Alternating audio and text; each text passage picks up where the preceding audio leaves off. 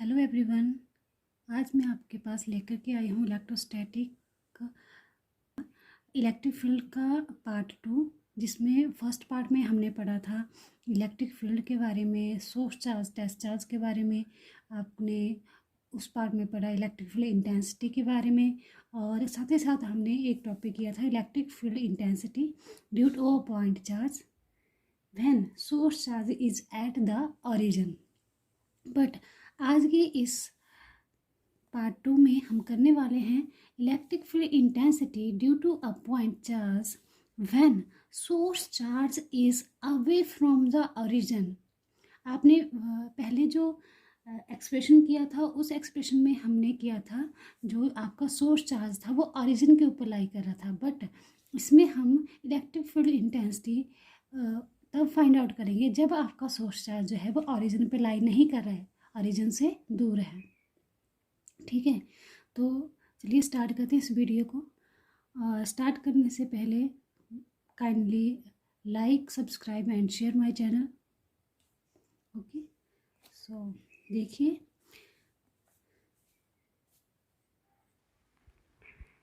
जैसा कि आपके एक्सप्रेशन जो हेडिंग में दे रखा है, आपके पास दे रखा है कि आपने जो सोर्स चार्ज है अवे फ्रॉम द ओरिजिन है। तो चलिए कंसीडर कर लेते हैं। Consider a fixed point charge Q placed at A and a test charge q be placed in the electric field of charge q।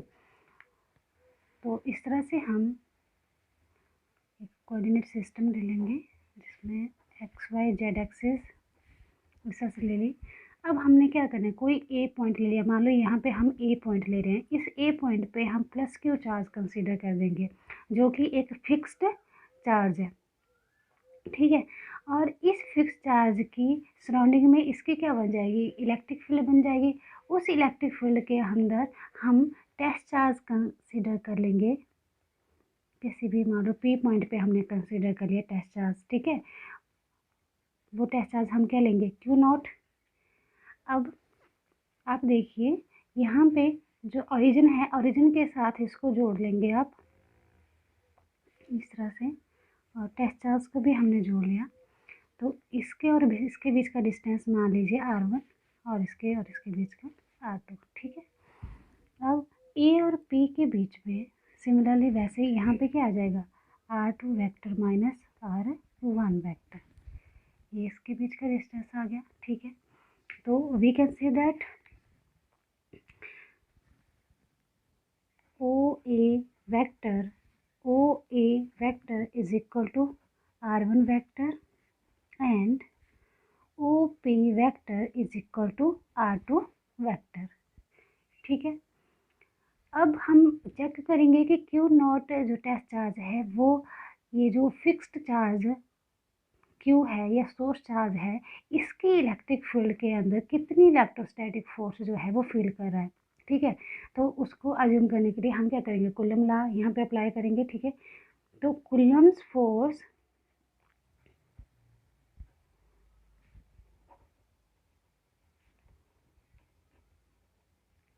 experienced by the charge q naught due to charge q is given by, कितनी आ जाएगी आपके पास, देखो यहाँ पे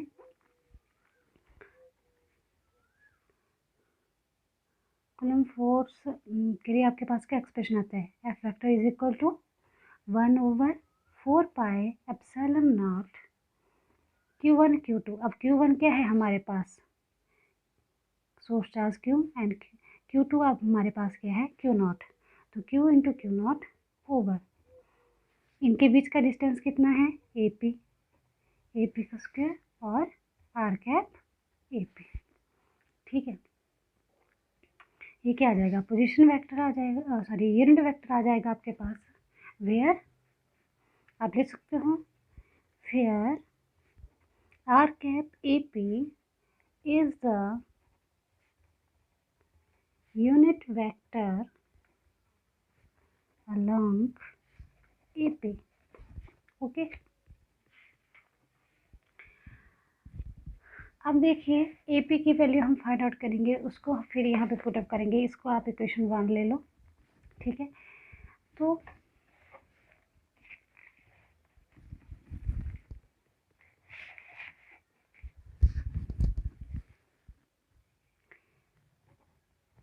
ए P vector is equal to, आपको पता है ए P vector किसके बराबर है, R2 vector minus R1 vector.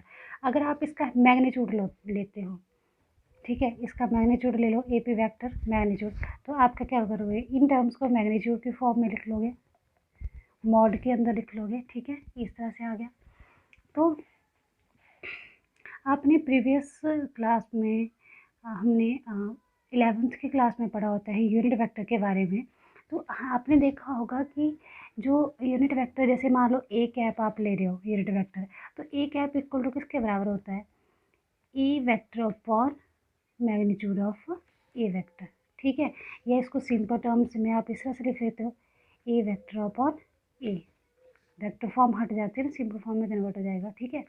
तो फिर ये जो जैसे ए वेक्टर है, इसको आप एक साइड रखते हो, तो इसको इधर ले जाओगे तो magnitude of A vector A cap, ये आ जाएगा आपके पास ए वेक्टर की वैल्यू, ठीक है, यहाँ से।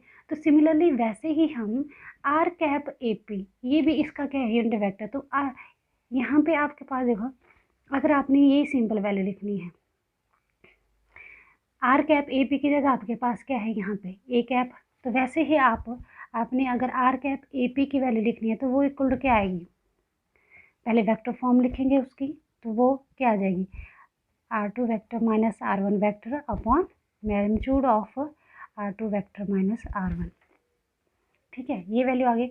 अब इस वैल्यू को, और जो आपके पास ए पी मैग्नीट्यूड की वैल्यू जो आपके पास आई थी, वो यहाँ पे पुटअप कर देंगे इन दोनों जगह पे, ठीक है। इन टर्म्स को हम पुटअप करेंगे तो हमारे पास देखिए क्या आ रहा है, F vector is equal to 1/4 epsilon naught Q naught over, अब ए पी वेक्टर मैग्नीट्यूड की वैल्यू लिखेंगे तो क्या आएगा, R2 vector minus R1 vector, but इसका क्या था स्क्वायर, तो यहाँ पे हम स्क्वायर कर लेंगे आपके पास। अब आर कैप ए पी की वैल्यू लिखेंगे तो हमारे पास क्या आ जाएगी, R2 vector minus R1 vector, इस तरह से लिख लो, और magnitude of R2 vector minus R1 vector. अब आप देखेंगे जब यहाँ पे बेस सेम है तो पावर्स क्या हो जाएंगी, ऐड, इसकी पावर 2 है, इसकी पावर 1 है, दोनों सेम ऐड हो जाएंगे, तो आपके पास कितना आएगा, F vector is equal to 1/4 epsilon naught Q naught over R2 vector minus R1 vector cube, okay, and यहाँ पे क्या रह जाएगा, R2 vector minus R1 vector, इस तरह से, ठीक है।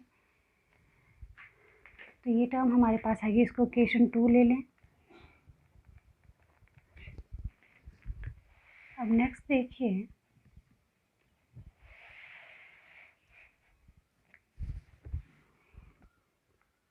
नॉट चार्ज फील कर रहा था, ठीक है।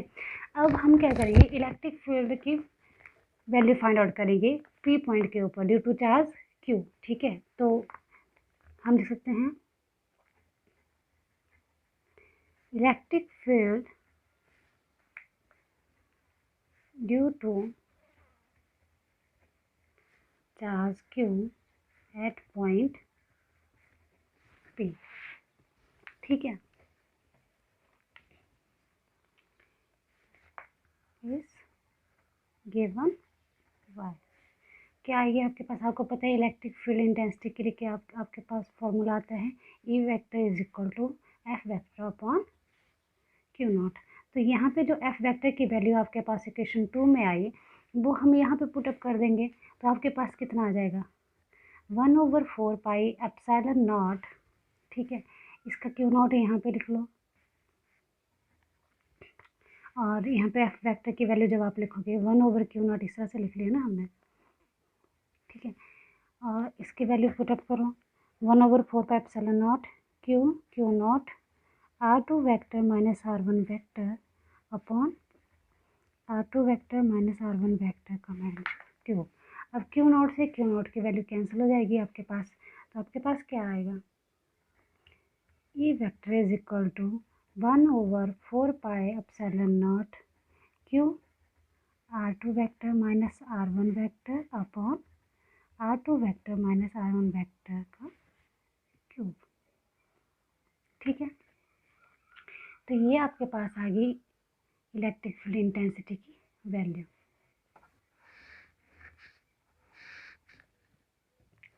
नेक्स्ट एक्सप्रेशन अब हम करेंगे electric field intensity at any point due to two charge. ठीक है, अब पहले तो एक ही सोर्स चार्ज होता था, उसकी इलेक्ट्रिक फील्ड इंटेंसिटी हम किसी पॉइंट के ऊपर फाइंड आउट करते थे। ठीक है, अब अगर मान लो अब कोई भी सिस्टम होगा, उसमें ज़रूरी तो नहीं है हमेशा एक ही चार्ज होने वाला है, वहाँ पे 2 चार्ज 3 चार्ज 5 10 15 कितने भी हो सकते हैं।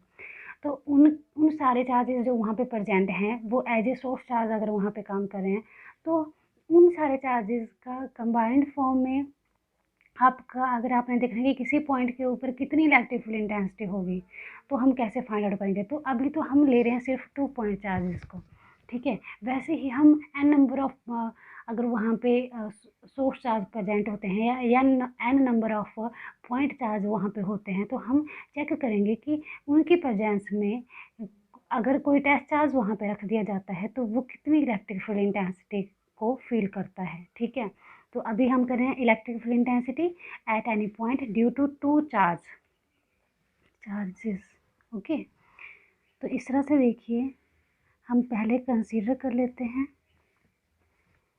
X axis, y axis and z axis. ठीक है, तो अगर मान लो जैसे ए और बी, हमने कोई 2 पॉइंट चार्जेस ले लिए इस तरह से।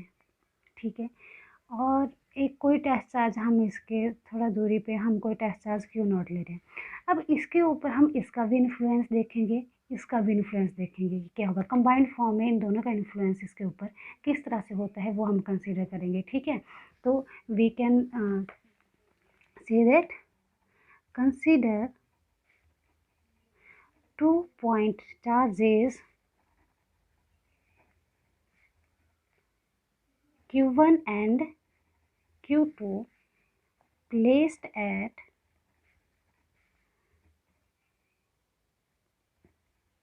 point A and B। ए और बी पे जो हम ले रहे हैं वो हम इस तरह से ले लेते हैं, यहाँ पे 2 पॉइंट चार्जेस ले लेंगे हम Q1 और ये ले लिया हमने Q2। ठीक है,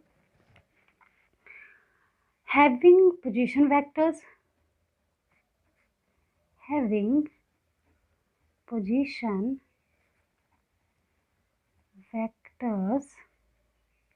R1 vector and R2 vector respectively। अब देखो, इसको जो आपका ओरिजिन है ओरिजिन के साथ मिला दो, दोबारा वैसे करेंगे और इसको भी यहाँ पे मिला दिया, तो ये आपके पास पोजीशन वेक्टर R1 वेक्टर आ गया, ये आपके पास पोजीशन वेक्टर R2 वेक्टर आ गया। ठीक है, अब टेस्ट चार्ज की बात कर लेते हैं। जो आपने टेस्ट चार्ज कंसिडर किया, तो हम इस तरह से लिख सकते हैं, let a positive test charge Q0 be placed at point P such that their position vector is R vector. ठीक है, अब इसको आप ओरिजिन के साथ मिला दो इस तरह से, और इसका पोजीशन वेक्टर हम ले रहे हैं R वेक्टर। ये जो पॉइंट है वो पॉइंट ले लिया हमने पी पॉइंट पे आपने क्यू नॉट टेस्ट चार्ज लिया है। ठीक है, और ये इसका पोजीशन वेक्टर आ गया। अब हम करेंगे the force acting on Q not. अब हमने फाइंड आउट क्या करना है कि क्यू नॉट जो है, जो फोर्स एक्सपीरियंस कर रहा है, इसके ऊपर जो फोर्स लग रही है किसके द्वारा, Q1 चार्ज के द्वारा और Q2 चार्ज के द्वारा। ठीक है, तो वी कैन से दैट ये सब consider, then forces acting on Q naught due to Q1 and Q2 is given by, क्या आएगा आपके पास। मान लो जो Q1 चार्ज जो Q0 के ऊपर फोर्स एक्ट कर रहा है वो फोर्स हम ले लेते हैं F1 वेक्टर, ठीक है। फिर आप देखिए कितनी आ जाएगी आपके पास F1 वेक्टर की वैल्यू 1/4πε0। अब देखो कौन सा चार्ज है, Q1 चार्ज Q0 के ऊपर लगा रहा है, तो यहाँ पे क्या लिखेंगे Q1 Q0 ओवर, अब देखो इनके बीच का जो वेक्टर, अब A और P के बीच का जो डिस्टेंस आएगा वो कैसे आएगा, ये कंसीडर कर लिया। A और P के बीच में क्या आएगा, R vector minus R1 vector. देखो इनके बीच में जो आएगा यहाँ पे क्या आएगा, R vector minus R1 vector, ये आ रहा है। और अगर मान लो B और P के बीच में अगर आपने डिस्टेंस फाइंड आउट करना होगा तो क्या आएगा, R vector minus R2 vector, इस तरह से, ठीक है। ये वैल्यू हम यहाँ पे पुटअप कर लेंगे तो क्या आ जाएगा आपके पास, पहले चाहे आप AP वेक्टर स्क्वायर लिख लो और R कैप AP लिख लो, ठीक है। तो इसमें जैसे आपने पहले ही हमने ऊपर एक्सप्रेशन किया और जिस तरह से आपके पास वैल्यू आती थी, फोर्स के लिए वैल्यू आती थी, तो उसको हम डायरेक्टली अब यहाँ पे पुटअप करेंगे। आपके पास कितना आ जाएगा, 1/4πε0 Q1 Q0 ओवर AP की वैल्यू पुटअप कर लो R माइनस R1 वेक्टर, और यहाँ पे स्क्वायर आता था, फिर आप R कैप AP ये जो यूनिट वेक्टर है इसकी वैल्यू जब पुटअप करते हो तो आपके पास वैल्यू क्या आ जाती थी, यहाँ पे Q और यहाँ पे क्या लग जाएगा R vector minus R1 vector, ठीक है। ये वैल्यू आपके पास आती है। सिमिलरली हम वैसे करें जैसे कि हमने इससे पहले वाला एक्सप्रेशन किया है, इसमें भी आपके पास F की जो वैल्यू आती थी यहाँ पे R कैप AP की जो वैल्यू आप पुटअप करते थे और जो इक्वेशन 2 आपके पास आई थी उसी के अकॉर्डिंग हमने ये इक्वेशन लिख ली डायरेक्टली, ठीक है। और अब हम फाइंड आउट करेंगे F2 वेक्टर। F2 वेक्टर वो फोर्स है जो फोर्स अब B Q2 चार्ज जो है जो B पॉइंट पे प्रेजेंट है वो P के ऊपर अप्लाई कर रहा है, तो वो क्या आ जाएगी 1/4πε0 Q2 Q0 over BP square और R कैप BP। फिर इनकी वैल्यूज जब आप पुटअप करोगे, इसकी वैल्यू पुटअप करोगे तो आपके पास कितना आएगा 1/4πε0 Q2 Q0 over R vector minus R2 vector का क्यूब R माइनस R2, इस तरह से आपके पास आ जाएगा। ये दो इक्वेशंस आपके पास आ जाएंगी, ठीक है। अब आपने क्या फाइंड आउट करना है, रिजल्टेंट फोर्स, मतलब ये तो दो अलग अलग फोर्सेस ले ली, Q1 का भी देख ली फोर्स कितनी अप्लाई हो रही है, Q2 को भी देख ली। अब हमने दोनों को क्या कर देना है, कंबाइंड कर देना है और रिजल्टेंट फोर्स फाइंड आउट कर ले लिए ऑन Q0, ठीक है। तो we can say that resultant force on Q0 is given by, क्या जाएगा F vector is equal to F1 vector plus F2 vector, दोनों को ऐड कर लेंगे तो वो वैल्यू आपके पास रिजल्टेंट फोर्स की वैल्यू आ जाएगी ऑन Q0, ठीक है। तो अब इनकी वैल्यूज हम यहाँ पे पुटअप कर लेंगे, आपके पास क्या जाएगा F vector is equal to, अब F1 की वैल्यू पुटअप कर लो 1/4πε0 Q1 Q0 ओवर क्या जाएगा R माइनस R1 वेक्टर का Q और R vector minus R1 vector plus F2 की वैल्यू पुटअप कर लो यहाँ पे Q0 Q2 Q0 over R minus R2 vector cube R minus R2 vector, इस तरह से आ जाएगी वैल्यू। अब देखिए इनमें से जो भी आपके पास कॉमन है उसको हम ले लेंगे, क्या कॉमन है Q0 यहाँ भी प्रेजेंट है, यहाँ भी प्रेजेंट है 1/4πε0 भी, तो आप ले लेंगे Q0 ओवर 4πε0, ये कॉमन ले लेंगे, ठीक है। आपके पास क्या बच रहा है Q1 upon R minus R1 vector cube, ठीक है, R minus R1 vector plus यहाँ पे Q2 R minus R2 cube R minus R2, ठीक है। ये आपके पास आ रहा है। तो ये तो आ गया आपके पास रिजल्टेंट फोर्स, ठीक है। इसको इक्वेशन 1 ले लो। अब देखिए हमने दोबारा से क्या करना है, इलेक्ट्रिक फील्ड इंटेंसिटी या इलेक्ट्रिक फील्ड स्ट्रेंथ की वैल्यू फाइंड आउट करनी है एट पॉइंट पे। ये तो आपने अभी फोर्स की वैल्यू फाइंड आउट की। अब हम निकालेंगे electric field intensity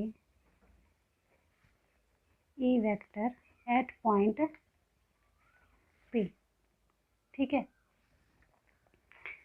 is given bye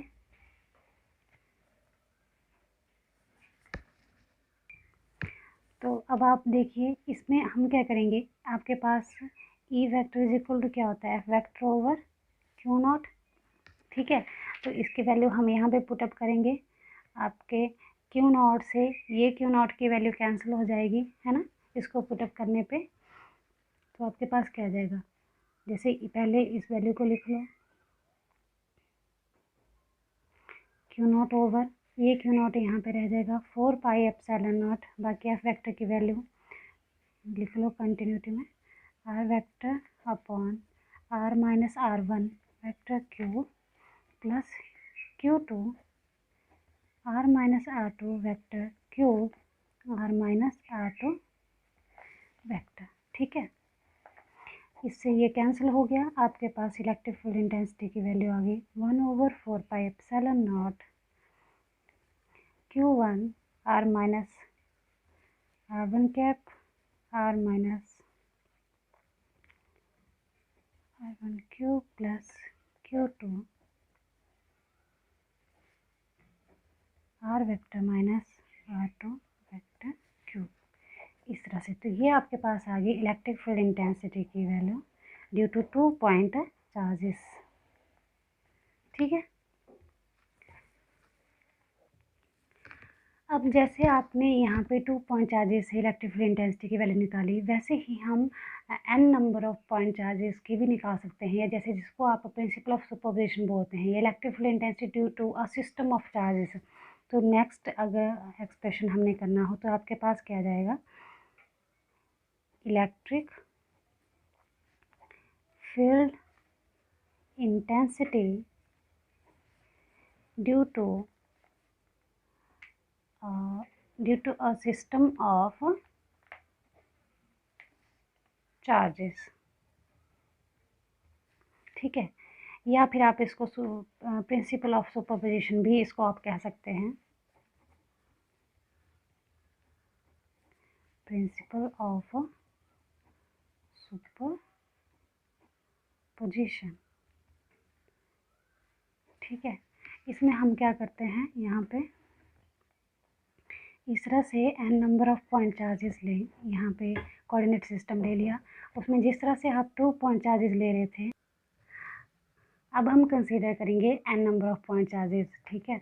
तो फर्स्ट जैसे आपने ले लिया यहाँ पे Q1, कहीं और पे Q2 ले रहे हो, यहाँ Q3 ले लिया, वैसे ही अगर मान लो यहाँ पे आप Qn ले रहे हो, तो इन सारे पॉइंट चार्जेस का इन्फ्लुएंस हमने देखना है कि किसी टेस्ट चार्ज के ऊपर किस तरह से होता है। जब n पॉइंट चार्जेस आप कंसीडर करते हो, तो यहाँ पे मान लो किसी पॉइंट पे यहाँ पे हमने कोई भी पॉइंट है, इसके ऊपर एक टेस्ट चार्ज ले लिया Q0।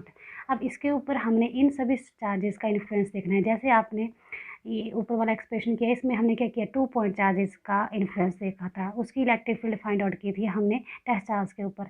अब वैसे ही हम n पॉइंट चार्जेस की इलेक्ट्रिक फील्ड इंटेंसिटी को फाइंड आउट करेंगे Q0 चार्ज के ऊपर, ठीक है। तो इनको भी आप ऑरिजिन के साथ मिला दो इस तरह से,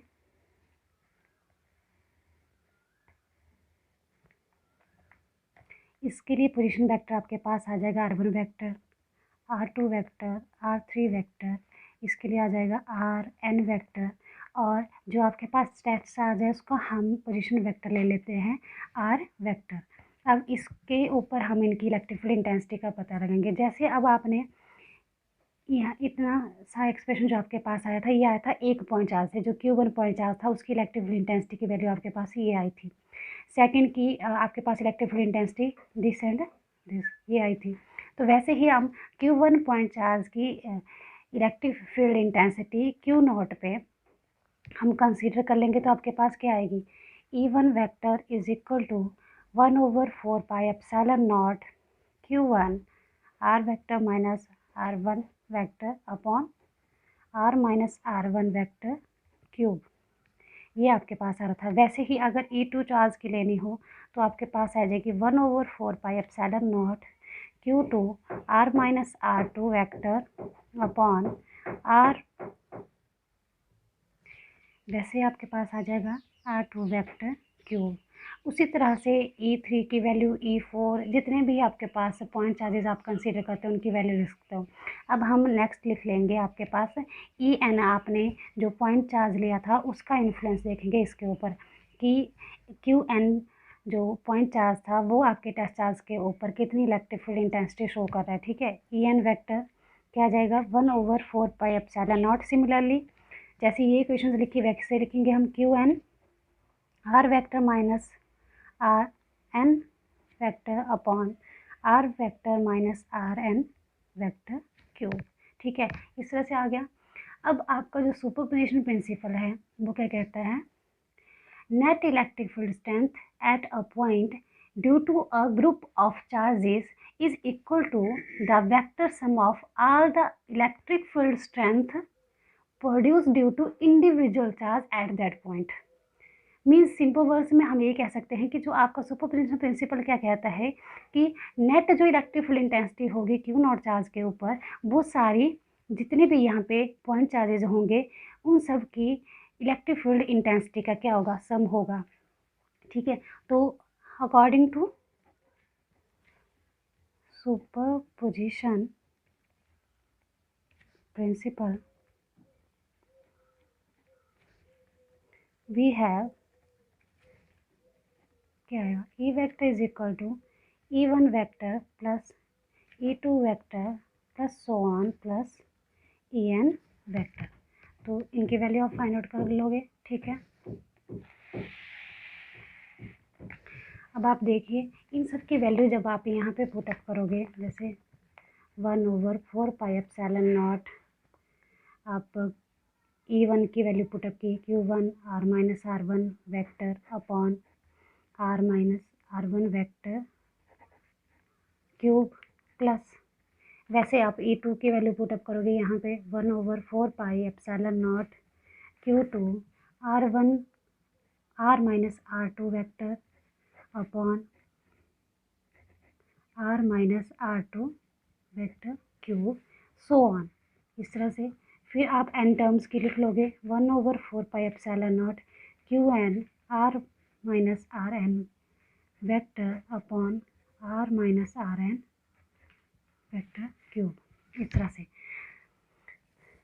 n number of point charges की आप electric field intensity, total net electric field intensity find out कर सकते हो। ठीक है, अब इसको हम अगर सम अप करके आपने लिखना है, समेशन के फॉर्म में आपने लिखना है, तो इस तरह से लिख सकते हैं E vector is equal to 1/4 pi epsilon naught summation i equal to 1 to n q i. देखो आपके पास आई की वैल्यू क्या है, पहले 1 आ रही है, फिर 2 आ रही है, 3 आ रही है, वैसे सो ऑन n तक आ रही है। तो आई की वैल्यू आपके कहाँ से कहाँ तक लाई कर रही है, 1 to n। तो हम लिखेंगे क्यू आई आर माइनस, अब यहाँ पे n की जगह पे भी हम यहाँ पे क्या पुट करेंगे, I upon are minus R I vector cube. ठीक है, तो इस तरह से आपके पास आ जाएगी net electric field intensity at point P due to n number of point charges.